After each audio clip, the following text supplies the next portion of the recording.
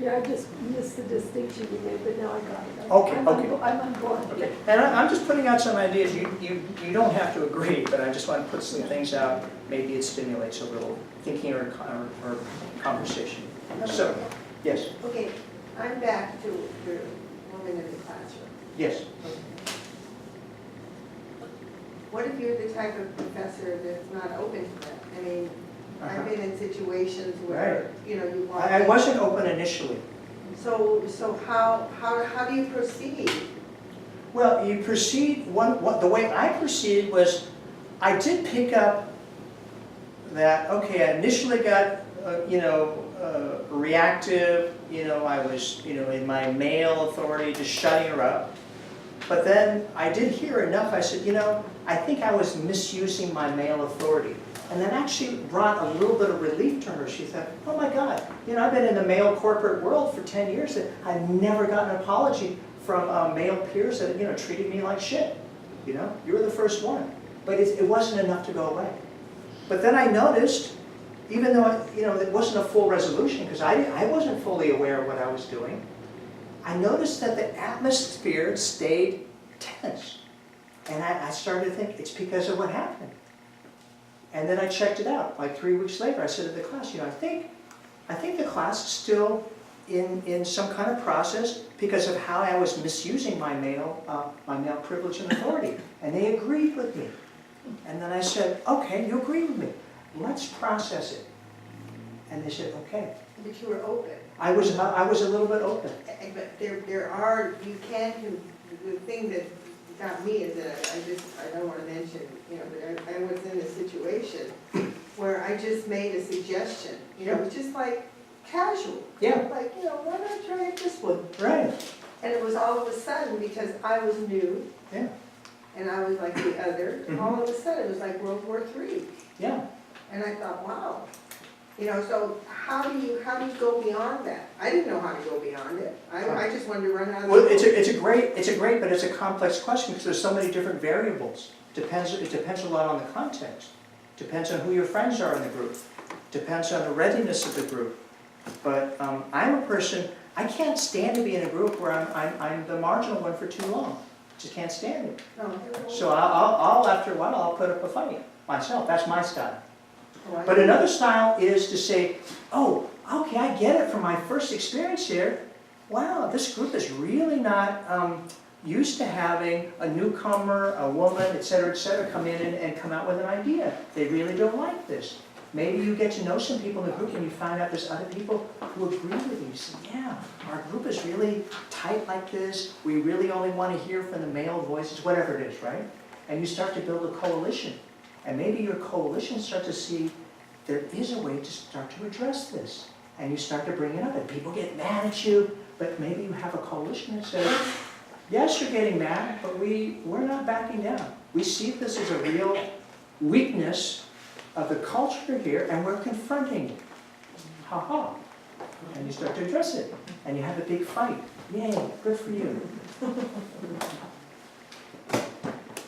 I'm a little conscious of time. How about one more, and then I brought an exercise for you. You can play with it. Yes.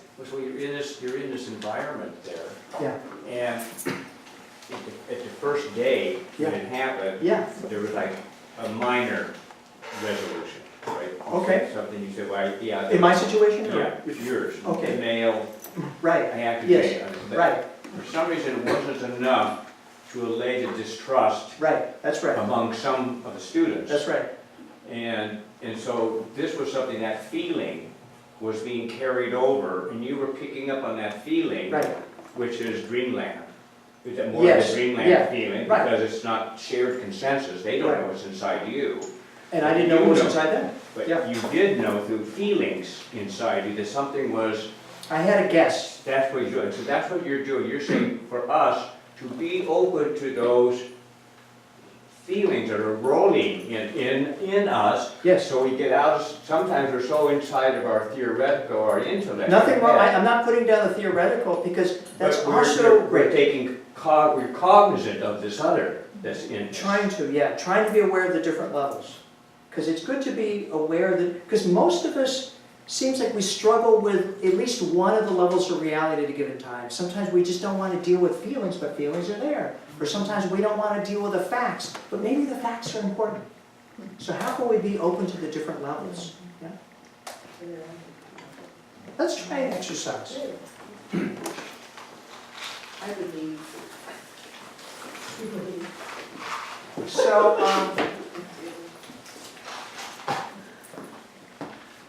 I was going to suggest one thing here. It's an idea. But this is like, you know those little, those choppers, those paper things? This thing is a piece of crap. Look what it does. It's terrible. It's a terrible thing. Anyway, here's an idea to take with you. This comes, like, I learned a lot about differences and diversity studying with the Mandels, but but I was going to sum it up. Here's an idea, and you may not agree. And it's not a consensus reality thing, it's a dreamland idea or practice, is that the other, as well as being the other, is me, to some degree, in some way. And it's a great practice. It's so helpful for all kinds of relationship problems and conflicts. It's so helpful for facilitation, teamwork, family work, etc. It's a great practice. Play with it. The other is me. And this exercise is a way to play with this idea that the other is me. Excuse the funny fringes there. Where are we taking one? Yeah, take one.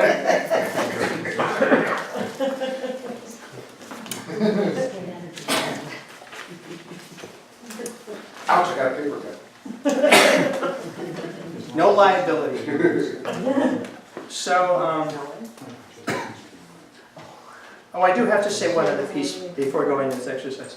Sometimes the other has, or apparently has, a quality that you find very, very unacceptable, objectionable, horrible, disgusting, etc. That's a really common thing. So we think, oh, no, that's the other. So here's an idea. Just put it out here. It's one way to think about it.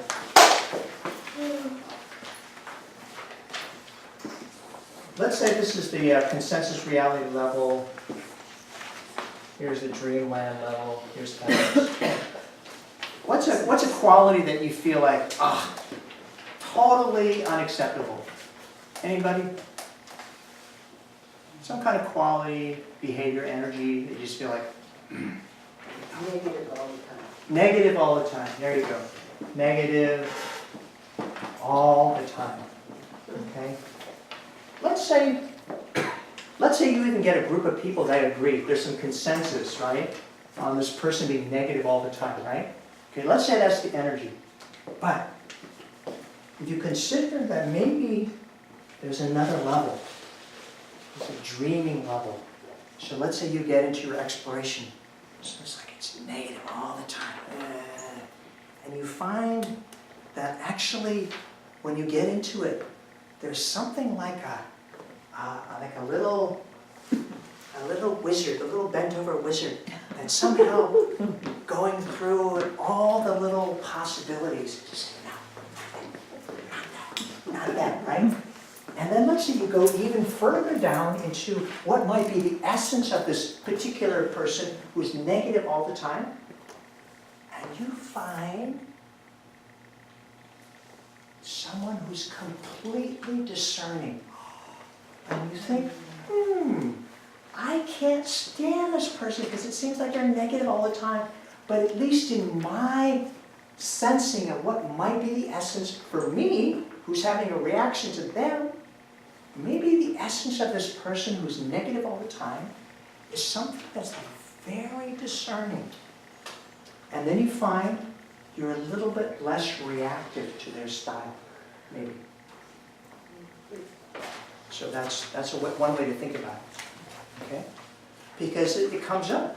People say, no, not that other person, not that other group, because of reason X. And it creates a block. That happens all the time. No, forget it. But, let me draw this.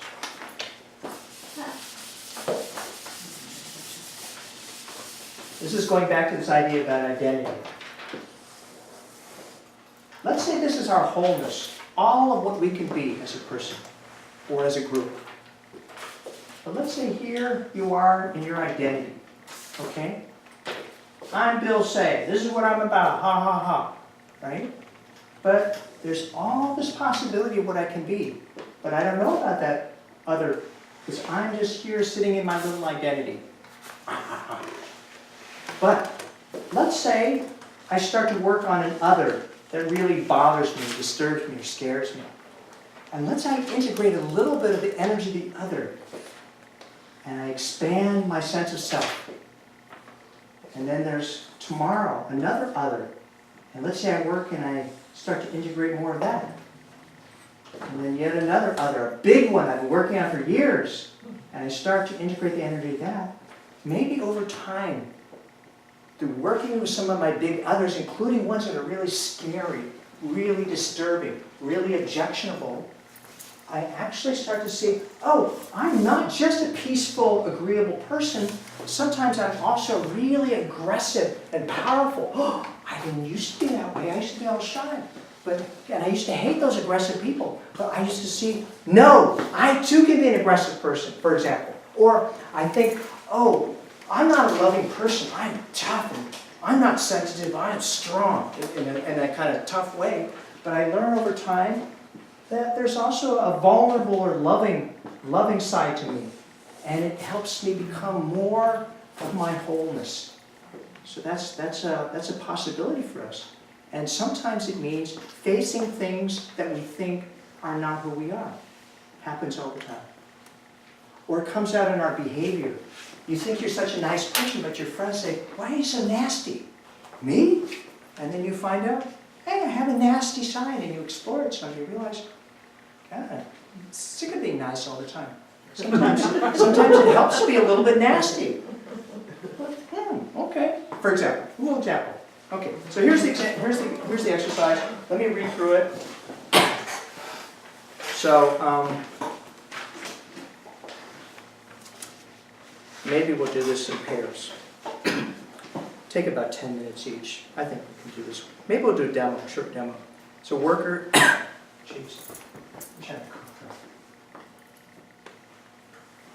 Step 2, worker. Bring to mind a main disturbing other in life. Imagine this person or kind of person and notice what bothers you most about this person. Okay? And then what is the main energy or quality that disturbs you? See how clearly you can distill the main disturbing energy or quality. For example, negative all the time. Okay? Okay? Step 3. Now, temporarily drop all content, even this person, your history together, and partly even your own identity. Drop it for a moment. And then temporarily explore this expression for the moment. As fully as you can, embody this energy. See what's good and useful about it. Try sitting like the one who's negative all the time. Whatever, right? Play with it. And then find a motion that somehow expresses that energy. Negative all the time. Negative, negative, negative, whatever, okay? Find a motion, yeah? And then, if you're doing it in a partner, oh, and then imagine relating and speaking as this one does. Yeah, something wrong with you, something wrong with you. It feels kind of good. And then get any support, because sometimes we start to explore this and we feel really uncomfortable. It's like, I can't stand this. So you might need a little bit of support to explore it, okay? Then, especially if you have a hard time embracing this energy, imagining you're auditioning for a theatrical part that requires you to embody this quality of energy to get that role. Okay? All right. Step 4. Next, see if you can make a gesture that fully expresses this quality of energy, not your reaction to it. Does that make sense? Not your reaction to it. Not like, that terrible energy. No, it's that negative about everything. Yeah? So find a gesture that explores it, that expresses it fully. And then once you've found that gesture, slow that gesture down to a still point. Let's say it's this. I don't know what your gesture will be, of course. And then this is the subtle part. This is really not so easy, but you can do it, I think. you find what's at the most subtle level. Because the essence level, it's not negative, it's not dualistic. So at the surface, it's negative about everything, but at the essence, it's just about creating clarity. That seems to be the essence of it for me. Yeah? And then step 5, how could you benefit from bringing more of this quality or energy into your life? And you realize, oh my gosh, I'm so wishy-washy. And if I had more of this bringing clarity energy, I'd just be a lot happier. I would get more done, and wow, it'd be wonderful. Okay? And then what support might you need to integrate it more? And then share a bit with your partner. Any questions about the exercise? Should we do a short demo? Short demo? Yes. Anyone? Oh. You good?